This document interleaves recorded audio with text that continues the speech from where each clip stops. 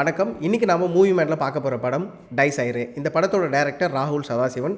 இவர் ஏற்கனவே ரொம்ப கல்ட் கிளாசிக்ஸான பூதகாலம், பிரம்மயுகம் மாதிரியான படங்களை எடுத்தவர். இந்த படத்தில் பிரணவ் மோகன்லால் வந்து லீடாக பண்ணியிருக்காரு. தொடர்ந்து ஹாரர் ஜானரில் படங்கள் பண்ணிட்டு இருக்கக்கூடிய ராகுல் சதாசிவனோட இந்த படமும் அதே ஜானர் தான். இவரோட முந்தைய படமான பிரம்மயுகம் வந்து ஒரு பெரிய கல்ட் ஃபிலிமாகவே இருக்குது.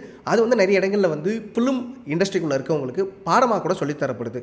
ஸோ இந்த படம் அவரோட முந்தைய படங்களுக்கு இணையாக இருந்ததா, ரசிகர்களோட எதிர்பார்ப்பெல்லாம் பூர்த்தி பண்ணுச்சா அப்படிங்கிறத பார்க்கலாம். இந்த படத்தோட கதை கேரளாவில் ஒரு 8 வருஷத்துக்கு முன்னாடி நடந்த ஒரு ரியல் இன்சிடென்ட்டை பேஸ் பண்ணி எடுக்கப்பட்டதா நிறைய தகவல்கள் சொல்லப்படுது. பிரணவ் மோகன்லால் யூஎஸில் இருக்கார். அவர் வந்து ஒரு ஆர்கிடெக்ட். அவங்க பூர்வீகம் கேரளா. அவங்க அப்பாவோட ஒரு ப்ராஜெக்ட்டுக்காக அவர் கேரளா வந்து தன்னோட வீட்டில் தங்கியிருக்காரு. அந்த டைமில் தன்னோட ஸ்கூல்மேட்டான கனி அப்படின்னு கூடிய ஒரு பொண்ணை வந்து அவர் மீட் பண்ணுறாரு. அவங்களோட ஒரு சின்ன ரிலேஷன்ஷிப் அவங்களுக்கு உருவாகுது. அந்த பொண்ணு ரொம்ப சீரியஸாக இருக்காங்க இவர் மேலே. பட் இவர் வந்து ரொம்ப ஷார்ட் டைமில் இருக்கக்கூடிய ஒரு ரிலேஷன்ஷிப்பை எதிர்பார்க்குறாரு. அவங்க 2 பேரும் பிரிஞ்சிடுறாங்க. இந்த சூழலில் ஒரு எதிர்பாராத நேரத்தில் அந்த பெண் ஒரு கிணத்துக்குள்ளார தற்கொலை பண்ணிக்கிட்டு தான் சொல்லப்படுறாங்க. அந்த பெண் இறந்து போனதுக்கு அப்புறமா பிரணவ் மோகன்லால் வீட்டுக்குள்ளார சில அமானுஷமான சம்பவங்கள் நடக்குது. அதுக்கெல்லாம் காரணம் என்ன, அந்த காரணத்தை அவர் கண்டுபிடிச்சாரா, தீர்த்து வச்சாரா அப்படிங்கிறதான் இந்த படத்தோட கதை. நிறைய நேரங்களில் இந்த பேய் படங்கள் இல்லை பேய் சார்ந்த விஷயங்களில் பெரும்பாலும் யாருக்கும் நம்பிக்கை இருக்கிறது இல்லை. பட் இந்த டேரக்டருக்கு அது ஏதோ ஒரு வகையில் வந்து நம்பிக்கையாக இருக்குது அப்படி தான் நினைக்கிறேன். இப்போது தமிழில் வந்து நமக்கு பீஸான ஒரு படம் வந்தது. ஒரு பேயை வந்து ஒரு ரேஷனலாக வந்து ட்ரீட் பண்ணியிருப்பாங்க. அப்படி இல்லாமல் பேய் மாதிரியான விஷயங்கள் வந்து ஸ்பிரிட்ஸ் வந்து உண்மையிலே இருக்குது அப்படின்னு அவர் நம்புறதின் வழியாக இன்டெலிஜென்ட்டாக வந்து இதை வந்து ஸ்டேஜ் பண்ணுறாரு. அதன் வழியாக நமக்கு வந்து ஒரு நம்பகத்தன்மை கிடைக்குது இந்த படங்களுக்குள்ளார. அதுதான் வந்து ரொம்ப முக்கியமாக இருக்குது. நம்மளை இம்மர்சிவாக இந்த படத்துக்குள்ளார கூட்டிகிட்டு உட்கார வச்சு படத்தை நம்மளை ஒன்றை வச்சு பார்க்க வைக்கிறது காரணம் வந்து அவருக்கு இருக்கக்கூடிய அந்த தன்னோட ஸ்கிரிப்ட் மேலே இல்லை தான் நம்புகிற விஷயங்கள் மேலான கன்விக்ஷன்னு சொல்லலாம். ராகுல் சதாசிவன் தன்னோட படங்களுக்கு க்ளோஸ் ரியாலிட்டி எப்படி கொண்டு வராரு அப்படின்னா, கேரளாவில் ஆல்ரெடி இருக்கக்கூடிய சில ரிச்சுவல்ஸ் இப்போ அவங்களோட மாந்திரிக வழிபாட்டை சொல்லலாம். ஆவிகள் அவங்களுக்கு இருக்குது, சாத்தன் இருக்குது. ஏற்கனவே பிரம்மயுகம் படத்தில் சாத்தனை வச்சு தான் அவர் வந்து படம் பண்ணியிருந்தார். இந்த மாதிரி ஆல்ரெடி நமக்கு சுற்றி இருக்கக்கூடிய புழங்கிட்டு இருக்கக்கூடிய தகவல்கள் இருக்குது இல்லையா, இந்த மாந்திரிகம் சார்ந்து, ஆவிகள் சார்ந்து, பேய்கள் சார்ந்து. இப்போது ஒருத்தர் இறந்து போயிட்டாங்க அப்படின்னா காரியம் முடிகிற அந்த 16வது நாள் வரைக்கும் அவரோட ஆவி வந்து அந்த வீட்டை சுற்றியே இருக்கும், அவங்களுக்கு க்ளோஸானவங்களை சுற்றியே இருக்கும் அப்படின்னு ஒரு நம்பிக்கை வந்து நம்ம எல்லாருக்குமே உண்டு அந்த காரியம் முடிகிற வரைக்கும். ஸோ இந்த மாதிரியான விஷயங்களை அவர் எடுத்துகிட்டு வந்து தன்னோட படங்களுக்குள்ளே ஃபிட் பண்ணுறதின் வழியாக நமக்கு ரொம்ப க்ளோஸாக இருக்குது. நம்ம அன்றாடம் பார்க்கக்கூடிய கேட்கக்கூடிய செய்திகளாக இருக்கிறதுனாலேயே அது முழுக்க முழுக்க ஒரு நல்ல நம்பகத்தன்மையை நம்ம கொண்டு வந்து சேர்த்துருது அப்படின்னு தான் சொல்லணும். ஆல்ரெடி யூஸ்வலாக நிறைய பயன்படுத்தியிருப்பாங்க இல்லையா டெக்னிக்ஸ் இந்த ஹாரர் படங்களுக்கு. அந்த மாதிரி டெக்னிக்ஸோ கிம்மிக்ஸோ அவர் யூஸ் பண்ணுறதே கிடையாது. இவர் வந்து ரொம்ப சப்டிலாக யூஸ் பண்ணுறாரு. இப்போ நம்ம ஒரு எக்ஸாம்பிளுக்கு சொல்லணும் அப்படின்னா, நம்மளை சுற்றி நமக்கு ஒரு ஹாரர் எஃபெக்ட் ஏற்படும் இல்லை, ஒரு பூனை போகிறது, ஒரு டம்ளர் விழுறதுன்னு, அந்த மாதிரி ரொம்ப சின்ன சின்ன விஷயங்கள் வச்சு தான் யூஸ் பண்ணுறாரு. இன்னொன்று லவுடராக இல்லை, ஒரு ஆவியை பார்த்துட்டு வந்து ஓன்னு கத்துவாங்க, அந்த மாதிரிலாம் இல்லாமல் ரொம்ப சப்டிலாக அதை யூஸ் பண்ணுறாரு. லவுடராக இல்லாமல் ஒரு விஸ்பரிங்னு சொல்லுவோம், அந்த மாதிரியான ஒரு எஃபெக்டை தான் அவர் கிரியேட் பண்ணுறாரு. அதுதான் நமக்கு வந்து ரொம்ப ஒரு க்ளோஸான ஒரு ரியாலிட்டியை கொடுக்குது. நாமளே அதுக்குள்ளே இருக்கிற மாதிரியான ஒரு உணர்வையும் அது கிரியேட் பண்ணுது. இந்த படத்தோட டியூரேஷனை நம்ம பார்த்தோம் அப்படின்னா ஒரு 1 மணி நேரம் 58 நிமிஷம் தான் இருக்கும். ஆனால் இதுக்குள்ளேயே வந்து ஒரு நல்ல எக்ஸ்பீரியன்ஸ் வந்து இந்த படம் கொடுத்துருது.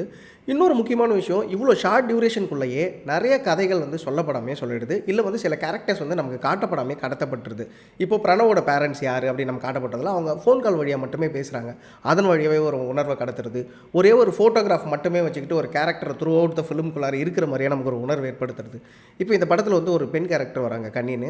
அந்த கேரக்டர் வந்து மொதல் 5 நிமிஷம் இருக்கும். பட் அதுக்கப்புறம் அந்த கேரக்டரை வந்து நம்ம ஃபீல் பண்ணிக்கிட்டே இருப்போம் படம் முழுசும் அப்படிங்கிறது.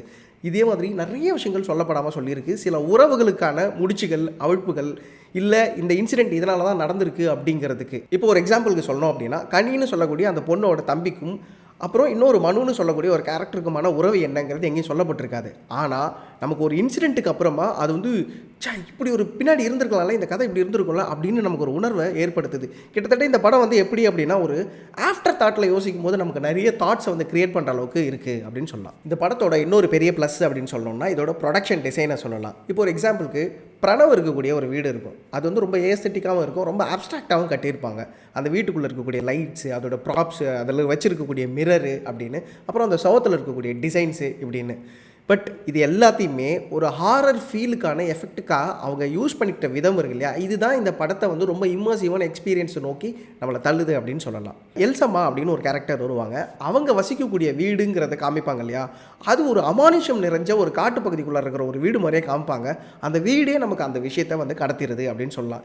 இது மாதிரி ப்ரொடக்ஷன் டிசைனுக்குள்ளார அவங்க பார்த்து பண்ண விஷயங்கள் எல்லாமே படத்துக்கு வந்து ரொம்ப ரொம்ப ஹெல்ப் பண்ணியிருக்கு அப்படின்னு தான் சொல்லணும். இந்த படத்தில் லீடாக பண்ணியிருக்கிறது பிரணவ் மோகன்லால். இதுக்கு முன்னாடி அவர் பண்ண படங்கள்ல இருந்து இந்த கேரக்டர் வந்து ரொம்பவே டிஃப்ரெண்ட்டானது. இது ஒரு எக்ஸாம்பிளாக 2 சீன் சொல்லணும் அவர் எவ்வளோ நல்லா நடிச்சிருக்காரு அப்படிங்கிறதுக்கு. முதல் சீன் வந்து அவர் அமானுஷத்தை முதல் முறையாக நேரில் சந்திக்கும் போது ஏற்படக்கூடிய உணர்வை அவர் வெளிப்படுத்தினதாக இருக்கட்டும். அதுக்கப்புறம் ஒரு ஆவி வந்து தன்னை அமுக்குது. இப்போ நம்ம நிறைய கேள்விப்பட்டிருப்போம், என் நெஞ்சு மேலே வந்து ஆவி உட்காந்துச்சு, கழுத்தை பிடிச்சது அப்படின்னு. அந்த மாதிரி ஒரு சீக்வன்ஸை அவர் நடித்ததாக இருக்கட்டும் எக்ஸ்ட்ராடினரியாக இருந்தது அப்படின்னு சொல்லலாம். இன்னொருத்தரோட ஆக்டிங் எனக்கு ரொம்ப பிடிச்சிருந்தது அப்படின்னா அருண் அஜய்குமார் அப்படிங்கிறவர் பண்ண அந்த கேரக்டர் தான். அவர் அந்த கேரக்டர் வந்து ஒரு எக்ஸ்ட்ராடினரியாக வந்து போர்ட்ரே பண்ணியிருப்பார். இப்போ ஒரு சீனில் அந்த பையனோட அக்கா இறந்து போயிருப்பாங்க. அந்த டைமில் அவன் அந்த எமோஷன் வந்து வெளிக்காட்டாமல் இருப்பான்.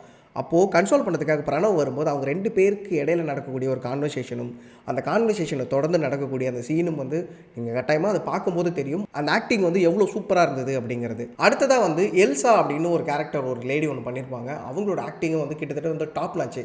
நமக்கு வந்து ஒரு சில் எஃபெக்டை வந்து அவங்க ஆக்டிங் கண்டிப்பாக கொடுக்கும். இதை நீங்கள் வந்து விட்னஸ் பண்ணுவீங்க. ஒரு சீனில் பிரணவ் மோகன்லால் வீட்டுக்கு அந்த இறந்து போன பொண்ணோட தம்பி வந்து வருவான் காரியெல்லாம் முடிச்சுட்டு. அப்போ அவனை கன்சோல் பண்ணுற விதமாக அவருக்கு வந்து ட்ரிங்க்லாம் கொடுப்பான். அந்த டைமில் நடக்கக்கூடிய ஒரு சின்ன ட்ராமா, இந்த 2 பேருக்கு நடுவில் நடக்கக்கூடிய ட்ராமா, அப்புறம் அந்த பையன் வெடித்து அழக்கூடிய இடம், அதில் 2-3 விஷயங்கள் இருக்குது. பிரணவ் மோகன்லாலோட கில்ட் ஒன்று இருக்குது, அந்த பையனோட இயலாமைன்னு ஒன்று இருக்குது இல்லையா. இதெல்லாம் சேர்ந்து அந்த சீனோட மூடை ஒரு மாதிரி க்ரியேட் பண்ணி எடுத்துகிட்டே போகும். பட் அந்த சீனோட எண்டிங் வந்து கம்ப்ளீட்டாக நம்மளை வந்து ஒரு மாதிரி ஷாக்கிங் சில்லுக்கு கொண்டு போகும். அது ஒரு சீனு. அதுக்கப்புறம் இந்த படத்தோட கிளைமேக்ஸோட ஸ்டார்டிங்னு ஒன்று இருக்கும். அது வரைக்கும் நம்ம பார்த்த படம் இல்லை இது அப்படின்னு சொல்கிறதுக்கான அந்த ரிவீலிங் இருக்குது இல்லையா, one of the fantastic scene. கண்டிப்பாக யாருமே அந்த சீனை வந்து கணிக்க முடியும் அப்படின்னு நினைக்கலாம். அந்த ட்விஸ்ட்டை வந்து யாரும் கணிக்கவே மாட்டாங்க. அந்தளவுக்கு அது எக்ஸ்ட்ராடினரியாக எடுக்கப்பட்டிருக்கும். ஹாரர் எந்த அளவுக்கு இருக்கும் அப்படின்றதுக்கு எக்ஸாம்பிளாக ஒரு சீன் சொல்லலாம். அந்த போத்தி இருக்கார் இல்லையா, அவர் வீட்டில் அவர் உட்காந்து சாப்பிட்டுக்கிட்டு இருப்பார். அப்போ அவர் முன்னாடி இருக்கக்கூடிய ஒரு சின்ன சேரில் ஒரு சின்ன மூமெண்ட்டு மட்டும்தான் இருக்கும். பட் அது கொடுக்கக்கூடிய அந்த சில் எஃபெக்ட். அதுக்கப்புறமா அவர் ஓடி போய் தன்னோட வீட்டு பூஜை அறையில் போடிக்கிட்டு விளக்கு மட்டும் ஏற்றிட்டு பார்ப்பார். அந்த வழியாக ஒரு சின்ன ஹோல் வழியாக ஒரு லைட்டு வழியாக வந்து கடத்தப்பட்டிருக்கக்கூடிய அந்த ஹாரர் எஃபெக்ட்டும் சரி, படம் முழுசும் இந்த மாதிரி வந்து எக்கச்சக்கமான சீன்ஸ் இருக்குது. அதாச்சும் ஒரு ஹாரர் படத்துக்கு நம்ம எதுக்கு போவோம், கண்டிப்பாக பயப்படணும், அது நம்மளை எக்ஸ்ட்ராடினரியாக பயப்பட வைக்கணும், ஆனால் அதை நம்ம கணிக்க முடியாததாக இருக்கணும்னு சொல்லுவோம் இல்லையா. அந்த அளவுக்கு இந்த படம் இருக்கிறதுக்கு இந்த ஒரு சீனே ஒரு எக்ஸாம்பிள்னு சொல்லுவேன். இந்த படத்தோட மிகப்பெரிய பலம் இதோட டெக்னிக்கல் டீம் அப்படின்னு சொல்லலாம். சினிமாட்டோகிராஃபி ஷேனா ஜலால், அப்புறம் ஷஃபிக் முகமது எடிட் பண்ணியிருக்காரு, கிறிஸ்டோ சேவியர் வந்து மியூசிக் பண்ணியிருக்காரு. இவங்க 3 பேருமே வந்து இந்த படத்தோட அடுத்த லெவல் ஆஃப் எலிவேஷனுக்கு வந்து ஹெல்ப் பண்ணியிருக்காங்கன்னு சொல்லலாம். இப்போ சினிமாட்டோகிராஃபர் பிரணவ் மோகன்லால் வீட்டுக்குள்ளார அந்த அப்ஸ்ட்ராக்டான கலர்ஸாக இருக்கட்டும், அவுட்டோராக இருக்கட்டும், அந்த அமானுஷங்களுக்காக வந்து ரொம்பலாம் கேமராவில் ஜிம்மிக்ஸ்லாம் பண்ணல. ஒரு ஜஸ்ட் வந்து ஸ்டாட்டிக் ஃப்ரேம் வச்சுக்கிறாரு, ஆர்எல்ஸ் மெல்லமான ஒரு சார்ஜிங், லேஸான ஒரு பேன், இவ்வளோ மட்டும்தான் அவர் யூஸ் பண்ணியிருக்காரு. இதுக்குள்ளேயே அவர் அந்த எஃபெக்டை வந்து கிரியேட் பண்ணியிருக்காரு. மியூசிக்கும் வந்து அந்த மூமெண்ட்ஸை வந்து ஹை எண்டுக்கு கொண்டு போயிட்டே இருக்குது.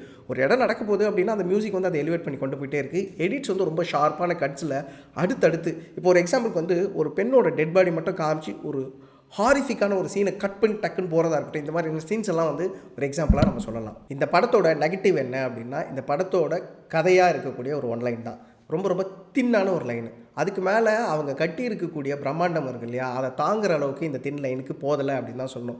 ராகுல் ஏற்கனவே வந்து ஒரு பிரம்மயுகம்னு ஒரு படம் பண்ணியிருந்தார், ஒரு எக்ஸ்ட்ராடினரியான கல்ட்டு கிளாசிக்னு சொல்லலாம். அந்த மாதிரி ஒரு டைரக்டர்கிட்ட இருந்து இந்த மாதிரி ஒரு தின் லைனை வச்சு வரக்கூடிய படம் வந்து ஒரு ஏமாற்றத்தை கொடுக்கலாம், அதோட எண்ட் அந்த கிளைமேக்ஸ்ன்னு சொல்கிறது. But still highly satisfying theatrical experience இந்த படம் அப்படின்னு தான் சொல்லணும்.